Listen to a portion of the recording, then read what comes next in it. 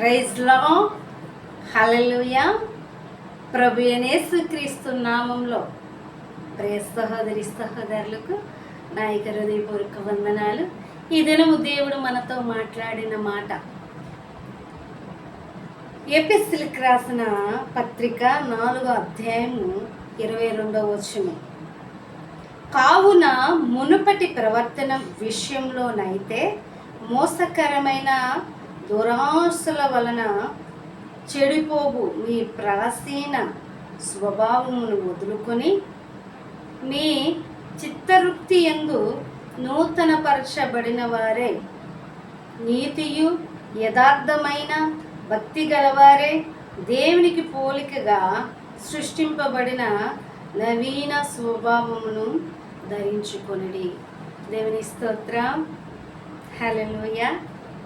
ఇక్కడ పరిశుద్ధాత్మ దేవుడు ఏమని మాట్లాడుచున్నాడు అంటే, కావున మునుపటి ప్రవర్తన విషయంలో అయితే మోసకరమైన దురాశల వలన, అయితే ముందటి స్థితిలో మనము మరి దురాశలు, లోకానుసారమైన జీవితము, లోకానుసారమైన భక్తి, దేవుని సన్నిధిలో ప్రార్థన చేయని వారిగా, దేవుని సన్నిధిలో దేవుని వెంబడి నడవని వారిగా ఉన్నట్లయితే మరి వాటిని వదులుకొనండి.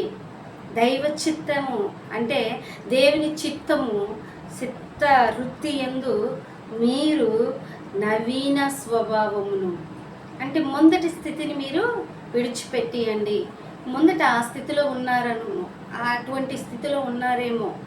ముందటి ప్రవర్తన విషయంలో మరి ప్రాచీన స్వభావమును వదులుకొని, అంటే ముందటి స్థితిని వదులుకొని మరి దేవుని చిత్తమందు, మరి దేవుని యొక్క మీ చిత్తవృత్తి యందు అంటే దేవుని చిత్తము యందు మనము పవిత్రపరచబడిన వారిగా ఉండాలని పరిశుద్ధాత్మ దేవుడు మాట్లాడుచున్నాడు. దేవుని స్తోత్రం, హల్లెలూయా. ప్రియ సహోదరి సహోదరులారా, ఇకపై ఇంతవరకు నీవు చిన్న నీ చూపుల ద్వారా, తలంపుల ద్వారా, ఆలోచన ద్వారా మరి దేవునికి విరోధమైన కార్యాలు చేసి ఉన్నావేమో. మరి దేవునికి ఎక్కువ సమయం ఇవ్వక మరి సెల్ ఫోన్లో, టీవీ సీరియల్లో, లోకానుసారమైన జీవితము, దేవునికి ప్రాధాన్యత ఇవ్వలేని దేనికైనా నువ్వు బానిసవైతే మరి అది దేవునికి విరోధమైన పాపమే. మొదటి స్థానము నువ్వు దేవునికి ఇచ్చినట్లయితే అది దేవుని చిత్తమును నెరవేర్చుటకు సిద్ధపడిన వ్యక్తివి. అయితే దేవుడు మరలా పరిశుద్ధాత్మ ద్వారా నీతో నాతో మాట్లాడుచున్నారు. మొదట మీ ప్రాచీన స్వభావమును విడిచిపెట్టి నవీన స్వభావమును మీరు ధరించుకొనిడి. ప్రాచీన స్వభావాన్ని విడిచిపెట్టండి. పులుపు వంటి జీవితాన్ని మీరు విడిచిపెట్టండి. కొంచెం పులిచిన పిండి మరి ఆ ముద్దంతయు పొలజేయును అనేసి పరిశుద్ధాత్మ దేవుడు మరి ఎఫెసీయులకు రాసిన పత్రికలో తెలియజేయుచున్నాడు. మరి కొంచెమే కదా అనుకుంటాం, చిన్న పాపమే కదా, చిన్న అబద్ధమే కదా, లేదు చిన్నది దోషమే కదా, దేవుడు నన్ను క్షమిస్తాడేమో అనుకుంటాం. కానీ పాపం పరిపక్వమై గర్భం ధరించెను. చిన్నపాటి పాపం వలన మన జీవితము మరి ఆ యొక్క నరకమునకు పాత్రులుగా తీర్చబడతాం. ప్రియ సహోదరి సహోదరులారా, పరిశుద్ధాత్మ దేవుడు నీతో నాతో మాట్లాడిన మాట ఏమిటంటే, ముందటి స్థితి మర్చిపో. నువ్వు ముందటి స్థితిని విడిచిపెట్టే. ఇకపై నీ జీవితంలో మార్పు రావాలి. నవీన స్వభావం నూతనపరచబడాలి. పవిత్రంగా, పవిత్రురాలైన కన్యకగా నీవు ఉండాలి. అప్పుడు నేను మరి పెండ్లి వరుణినై నీ వద్దకు వచ్చి మరి వివాహం చేసుకోవడానికి ఆయన సిద్ధపడి ఉన్నారండి. ప్రియ సహోదరి సహోదరులారా, ఇంక చిన్ని పాపాలు ఇవి చిన్నవే కదా అనుకుంటే అవి మన జీవితాన్ని నాశనం చేస్తుంది. జలగిన మనము జ్ఞాపకం చేసుకున్నట్లయితే అది శరీరానికి జలగ పట్టినప్పుడు మన ఒంట్లో బ్లడ్ అంతా కూడా పీల్చిన వరకు అది ఎంత లాగినా రాదు. మరి ఆ రీతిగా ఈ పాపము ఇది చిన్నదిలే, నేను విడిచిపెట్టేస్తాను అని అనుకుంటాం. కానీ మరి ఆ పాపాన్ని విడిచిపెట్టడానికి మరి ఆ సాతాను మరి మనను నడిపించదు. ఆ స్థితిలో ఉన్నప్పుడు దేవుని యొద్దను విజ్ఞాపన, దేవుని యొద్ద ప్రార్థన చేసుకో, దేవుని సహాయాన్ని కోరు. ఈ లోకమైన పాపాన్ని విడిచిపెట్టడానికి నీ హృదయం శుద్ధిపరచబడి, ప్రభా నువ్వు పశ్చాత్తాపడి ప్రభా ఈ దినము నేను విడిచిపెట్టాలనుకుంటున్నాను, ఈ లోకాన్ని వేరేగా, ఈ లోకంతో నేను వేరుగా బ్రతకాలనుకుంటున్నాను, ఈ లోకం ఒక నటనాలయము, మరి పాపము ఇది అక్రమము ప్రభువా, అటువంటి జీవితం నాలో ఉండకూడదు, అటువంటి బ్రతుకు నాలో ఉండకూడదు, ఇకపై నేను జీవిస్తాను ప్రభువా, నవీన స్వభావాన్ని నేను ధరించుకుంటానని నువ్వు అనుకుని ఎడల దేవుడు ఖచ్చితంగా మరి నీ ప్రార్థన ఆలకిస్తాడు, నీ ప్రార్థనకు జవాబిస్తాడు.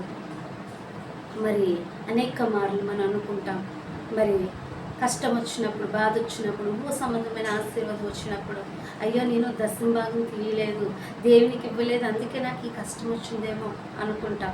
మరి భూ సంబంధమైన ఆశీర్వాదంలోనే మనం ఇవ్వకపోతే, ఆశీర్వాదాన్ని కోల్పోతే మరి ఆత్మ సంబంధమైన ఆశీర్వాదం నీకు ఎలా వస్తుంది? 24 గంటల్లో నువ్వు 2 గంటల 40 నిమిషాలు కూడా దేవునికి సమయాన్ని ఇవ్వాలి కదా. మరి దేవునికి ప్రార్థన చేయాలి కదా, దేవునితో గడపాలి కదా, దేవునితో ప్రార్థన చేయాలి. మరి అనేక మంది విషయమై ఎవరు కూడా అవగాహన చేయరు. కానీ మనం దేవునితో నడవాలి. మరి ఆత్మీయ జీవితం ఈ భూ సంబంధమైనది, ఇది ప్రాధాన్యమైనది కాదు. నీ దశంభాగం తీస్తే భూ సంబంధంగా నువ్వు ఆశీర్వదించబడతావు. కానీ దరిద్రుడమైన నీ హృదయం సరైనదే ఉంటే మరి పరలోక రాజ్యం ఉంటుంది. మరి ఆత్మ సంబంధంగా, మరి భూ సంబంధంగా నువ్వు అభివృద్ధి కలిగి కోట్ల ఆస్తి సంపాదించుకొని ధననిధిని ఏర్పాటు చేసుకొని నీ హృదయం దేవునికి ఇవ్వకపోతే, నీ హృదయం దేవుని కొరకు మరి సమర్పణ హృదయం లేనిదానిగా, ప్రార్థనా జీవితం లేనిదానిగా, మరి ప్రార్థనలో దశభాగం ఇవ్వని వాడిగా ఉంటే ప్రయోజనం ఉంది. ఈ లోకంలో ప్రాధాన్యమైనది భూ సంబంధమైన సంపద కాదు, భూ సంబంధమైన ఆస్తి కాదు, అంతస్తు కాదు, వస్త్రములు కాదు, వస్త్రధారణ కాదు, అందము కాదు, సౌందర్యం కాదు, ఆత్మ సంబంధమైన విరిగి నలిగిన హృదయం ఆయనకి ఇష్టమైన బలి. విరిగి నలిగిన హృదయము, నీ హృదయం సరిగా లేకుండా నువ్వు దశంభాగాలు ఇచ్చినా, మరి దేవుని సన్నిధిలో మరి పాటలు పాడి సంతోషించినా అది ప్రయోజనం కాదు. నీ హృదయం మార్చబడాలి, నీ హృదయం పవిత్రపరచబడాలి, నీ హృదయం వాక్యానుసారంగా నడవాలి, వాక్యానుసారంగా జీవించాలి. మరి మునుపటి మరి ప్రాచీన స్వభావాన్ని విడిచిపెట్టి మరి నవీన స్వభావాన్ని ధరించుకున్నవాడుగా నేను ఉన్నట్లయితే దేవుని కృప మనకు తోడైంది నడిపిస్తున్నది. దేవుడు ఇట్టి వాక్యం దీవించును గాక. ఆమేన్. పాపము చేశాను, దోషినయ్యున్నాను,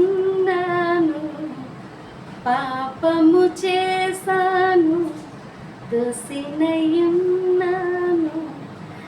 తెలిసి ఉన్నవి నా పాపములే, తెలిసి ఉన్నవి నా అతిక్రమమే, తెలిసి ఉన్నవి నా పాపములే, తెలిసి ఉన్నవి నా అతిక్రమమే. నీ సన్నిధిలో నా పాపములు ఒప్పుకొందునయా, నీ సన్నిధిలో నా పాపములు ఒప్పుకొందునయా. శుద్ధ హృదయము కలుగజేయుము, శుద్ధ హృదయము కలుగజేయుము. నలోనా నలోనా నలో నా శుద్ధ హృదయం కలుగజేయుము, శుద్ధ హృదయం కలుగజేయుము. నీ వాత్సల్యము, నీ బాహుల్యము, నీ కృప కనికరము చూపించుము. నీ వాత్సల్యము, నీ బాహుల్యము, నీ కృప కనికరము చూపించుము. పాపము చేశాను, దోషినయ్యున్నాను, పాపము చేశాను, దోషినయ్యున్నాను, తెలిసి ఉన్నవి నా పాపములే, తెలిసి ఉన్నవి నా అతిక్రమమే, తెలిసి ఉన్నవి నా పాపములే, తెలిసి ఉన్నవి నా అతిక్రమమే. నీ సన్నిధిలో నా పాపములు ఒప్పుకొందునయ్యా, నీ సన్నిధిలో నా పాపములు ఒప్పుకొందునయ్యా.